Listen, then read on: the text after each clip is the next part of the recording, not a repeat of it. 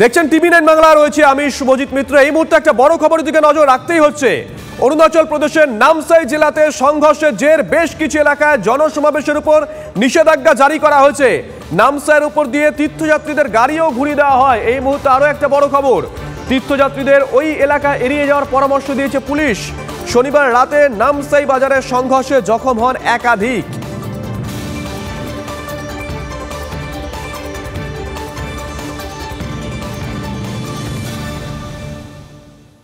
পৌষ পার্বণ মানেই পিঠে পুলি উৎসব।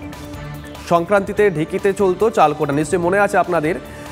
পিঠের গন্ধ, গুড়ের গন্ধ গোটা পাড়া ম করতো, কিন্তু সময়ের সঙ্গে সঙ্গে সবটাই হারিয়ে গেছে। ঢেকির বদলে এখন আমার আপনার বাড়িতে চালগুলোর জন্য মিক্সারই ভরসা। তবে গোঘাটের ছবিটা একেবারে অন্যরকম, যে ছবি আমরা দেখাচ্ছি। বালিগ্রাম পঞ্চায়েতের শ্যামবল্লভপুর দামোদরপুরে এখনও সংক্রান্তির আগে চলে ঢেকিতে চালকোটা। ঘরের মেয়ে বউরা পালা করে চালগুড়ি করেন। 3 পুরুষ ধরে এভাবেই চলছে সংক্রান্তি উদযাপন। পুরনো ঐতিহ্যকে তারা কিছুতেই হারাতে দিতে চান না। ছবিটা দেখুন, নস্টালজিক হয়ে পড়তে পারেন। আর বহুদিনের পুরানো ঢেকি ছিল, সেটা নষ্ট হয়ে গেছে, এটাকে আবার নতুন করে আমরা বানিয়েছি।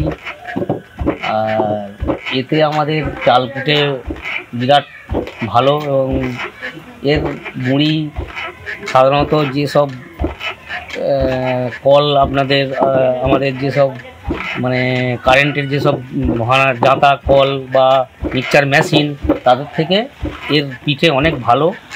এখানেই সারা বছর কিংবা পৌষ সংক্রান্তিতেও গুড়ি কুটতে আসি।